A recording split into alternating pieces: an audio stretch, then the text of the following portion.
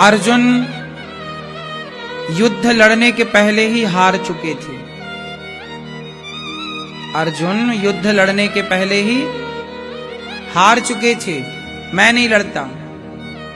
हारे हुए अर्जुन को भगवान ने किससे जिता दिया?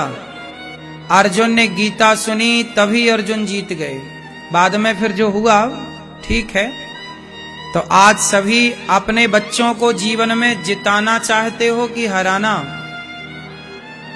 जीतना है तो जीतेगा वही जो भगवत गीता के मार्ग पर चलेगा। इसलिए कम से कम बच्चों को अपने भारत की अपनी धरोहर, हमारी धरोहर क्या है? भारत की पहचान किससे रही है? भारत की पहचान रही है ज्ञान से। किससे रही है? हमें दुनिया किसके लिए जानती है? ज्ञान के लिए। हमारे भारत से ही दुनिया में ज्ञान पहुंचा है। चाहे वो ज्ञान किसी भी क्षेत्र का हो। दुनिया जब कपड़े पहनना नहीं जानती थी तब हमारे यहां इतना ज्ञान था। आज दुनिया मोहनजोदड़ो हड़प्पा संस्कृति को ही तो जानती है कि ये 2000 साल पहले की परंपराएं हैं। लेकिन हमारे भारत में आद्य शंकराचार्य जी से मां भारती मंडन मिश्र की पत्नी ने शास्त्रार्थ किया था। 2500 साल मतलब 2500 वर्ष पुरानी बात है ये। कितने वर्ष पुरानी बात है?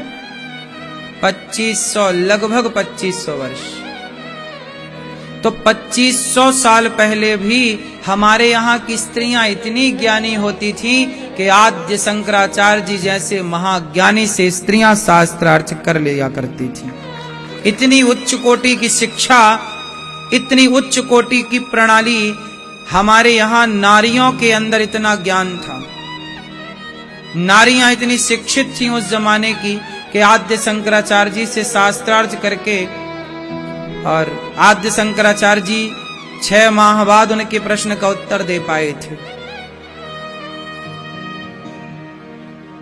तो हमारे भारत से ही दुनिया के कोने कोने तक ज्ञान पहुंचा। और इस धरती का सबसे श्रेष्ठ ज्ञान यदि आपसे पूछा जाए कि सबसे श्रेष्ठतम ज्ञान क्या है, तो आप क्या उत्तर देंगे? गीता क्यों पढ़नी चाहिए? क्यों सुननी चाहिए? गीता के मार्ग पर क्यों चलना चाहिए? ऐसा क्या लिखा है गीता में? आप में से कितने लोगों ने गीता पढ़ी है? जो पढ़ी है वो हाथ उठाएं। सोचो, हमारे देश का दुर्भाग्य देखिए, आप लोगों ने गीता पढ़ी ही नहीं। 3-3 घंटे आप मूवियां देखते हैं, दिन भर सीरियल देखते हैं, दिन भर व्हाट्सएप देखते हैं, दिन भर फेसबुक देखते हैं, दिन भर इंस्टाग्राम देखते हैं, दिन भर ट्विटर देखते हैं, लेकिन आप भगवत गीता को नहीं देखते।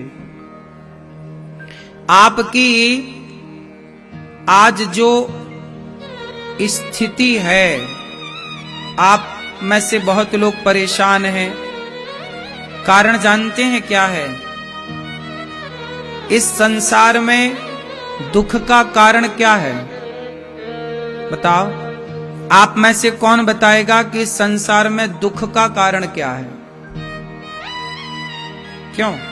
दुख का कारण क्या है ये बताओ। क्या दुख का कारण क्या है? आप बताओ, आप बताओ, दुख का कारण क्या है? क्या है? क्या है दुख का कारण? दुख का कारण है अज्ञान। क्या है? जोर से। क्या है? फिर से। अज्ञान। आज लोग दुखी क्यों हैं? आप बहुत दुखी हैं, मतलब आप अज्ञानी हैं।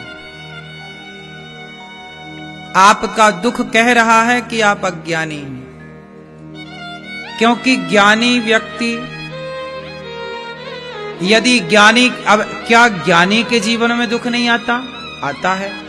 तो ज्ञानी के जीवन में आया हुआ दुख और अज्ञानी के जीवन में आया हुआ दुख, दोनों में अंतर है। क्या बता सकते हैं कि अंतर क्या है? अज्ञानी के जीवन में जब दुख आता है, अज्ञानी के जीवन में जब दुख आता है तो वह दुख का जिम्मेदार भगवान को ठहराता है। हे भगवान तुम्हारे कारण हो गए, हे भगवान। अज्ञानी व्यक्ति दुख का जिम्मेदार या भगवान को या किसी और को, लेकिन ज्ञानी व्यक्ति वो होगा जब दुख आएगा तो वह दुख का जिम्मेदार किसी को ना मानकर वो ये समझेगा कि ये ईश्वर का खेल है, ईश्वर की लीला चल रही है। वो चाह रहे हैं कि हम ऐसे रहें तो कोई बात नहीं, जैसे रखे राम जी रहना चाहिए, और सीताराम सीताराम। ये अंतर है। अज्ञानी अपने दुख का ठीकरा भगवान के सिर पर फोड़ेगा या किसी और के, लेकिन ज्ञानी किसी को दोष ना देता।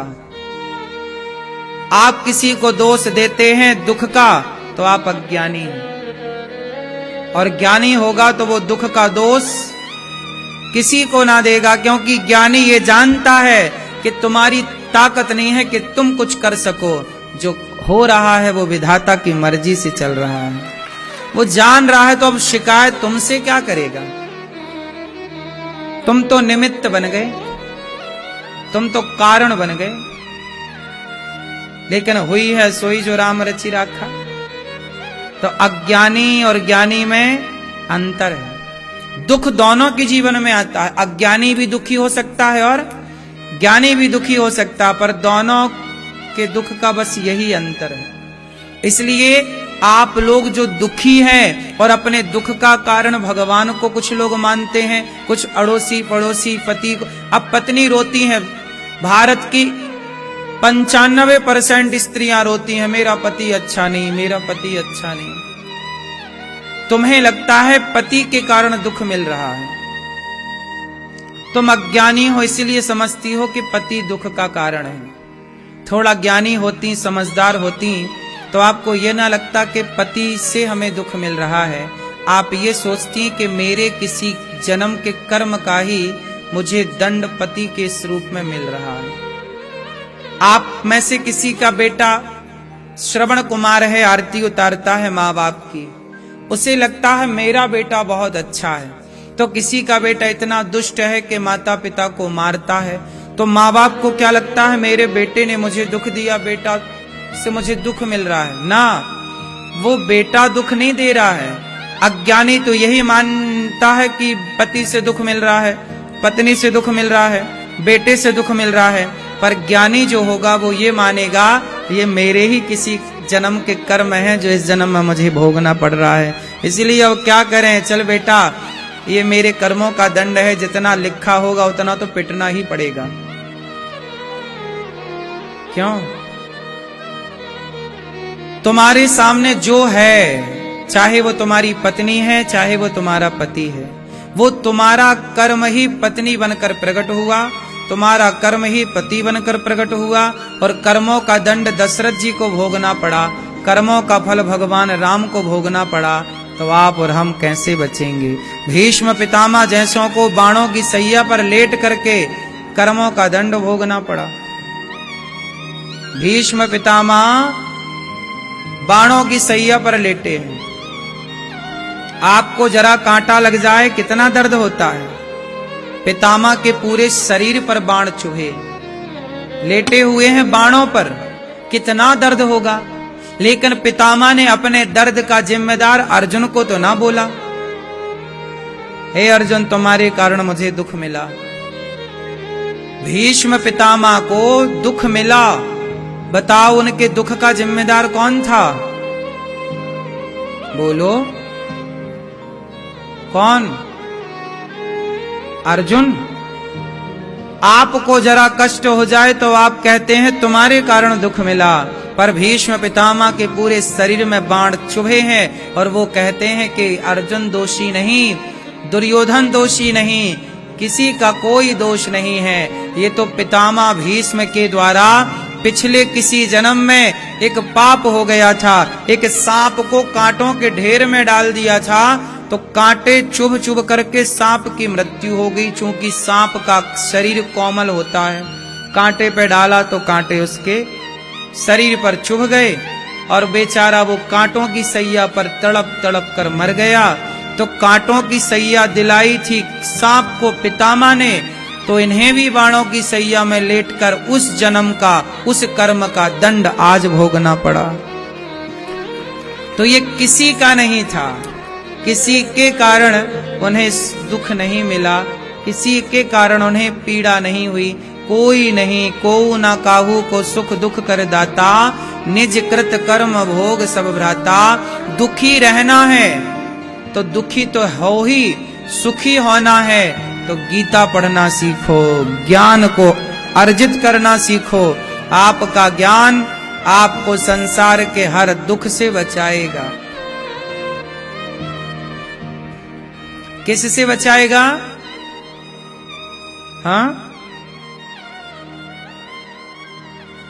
यदि दुख से बचना है तो ज्ञानी व्यक्ति ना हर परिस्थिति में प्रसन्न है। बाणों की सैया लगी है, फिर भी पितामह खुश हैं, भगवान की स्तुति कर रहे हैं। आपको तो जरा संकट आ जाए, हे भगवान तुम्हारे कारण इतनी बड़ी हम भक्त थे, तुम्हारी इतनी पूजा की, फिर भी हमारे जीवन में दुख आया। आप भक्ति करते हो तो ऐसा समझते हो कि भाई हम पर अब दुख नहीं आना चाहिए, क्योंकि हम तो आपके भक्त हैं। क्यों? भक्त हो तो दुख नहीं आएगा? अरे दुखों से आप घबराते हो, आप लोग ना डरपोक हो, दुखों से डरते हो। काहे डरते हो दुखों से? अरे जैसे सुख आपके जीवन में आया तब तो आप सुख से डरे नहीं, ए सुख भैया मत आना, नहीं नहीं आओ सुख आओ। जब सुख को बुलाया, जब सुख का आनंद लिया, तो बताओ दिन में रहे हो तो रात में रहना पड़ेगा कि नहीं?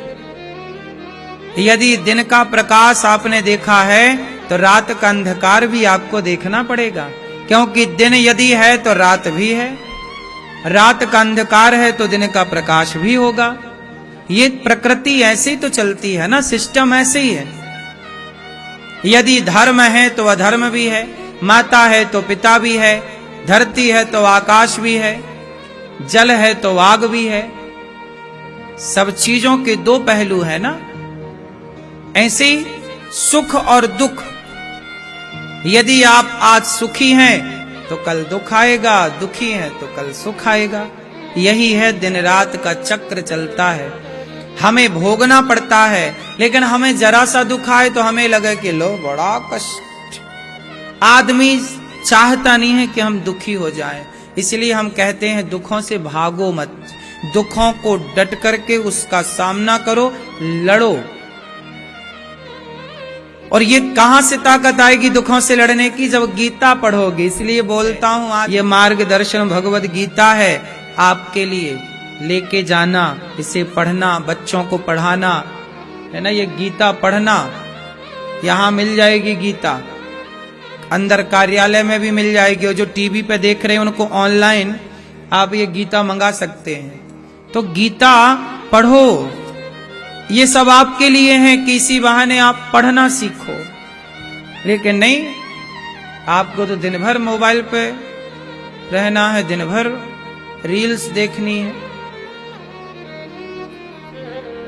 अज्ञान में ही आप लोग जीते हो, अज्ञान में ही आप मर जाते हो। ज्ञान की एक किरण आपके हृदय तक पहुंचती ही नहीं। तो आज गीता जयंती है, बोलिए गीता महारानी की, गीता के ज्ञान की, गीता सुनाने वाले की, गीता सुनने वाले की। सुनाने वाले कौन है? गीता। गीता किसने सुनाई थी आप बताओ? सब चुप रहो दादाजी। गीता किसने सुनाई थी? किसको सुनाई थी?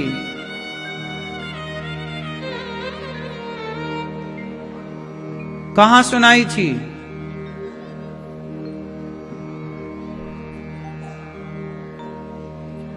कुरुक्षेत्र में सुनाई। क्यों सुनाई?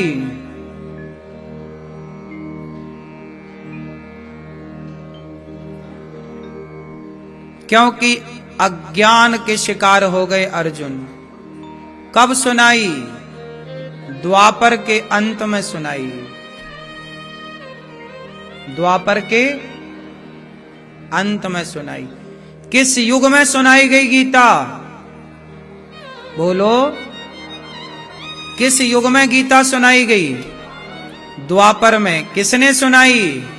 भगवान श्री कृष्ण ने। किसको सुनाई? अर्जुन को। कहां सुनाई? कुरुक्षेत्र में। क्यों सुनाई? अज्ञान का नाश करने के लिए, अर्जुन के भीतर के अज्ञान का। यदि गीता से अर्जुन के अज्ञान का नाश हुआ है तो हमारे और आपके भीतर का अज्ञान भी गीता से समाप्त हो जाएगा। नहीं होगा? तो आज से मुझे पक्का प्रॉमिस करो कि अपने बच्चों को थोड़ी सी एक एक श्लोक भी आप एक हफ्ते में एक श्लोक भी पढ़ पाएं और पढ़ा पाएं तो भी गीता की रक्षा होगी। कितने लोग बच्चों को गीता पढ़ाएंगे बताओ? पढ़ाओ। गीता आप में से किस किस के घर में गीता है? अरे आपके घर में गीता नहीं है तो रखी बस है क्या? आरती करते हो आप, जय जय गीता देवी हैं? गीता रखने के लिए तो है, उससे रखने से क्या होगा? दवाइयां रख लो डॉक्टर से लेके। दवाइयां हमारे घर में बहुत रखी हैं, इससे थोड़ी बीमारी जाएगी। दवाइयां रखने से ना बीमारी जाती भैया, दवाई खाने से बीमारी जाती है। गीता रखने से काम ना होगा, गीता पढ़ने से कल्याण होगा। इसलिए पढ़ा करो।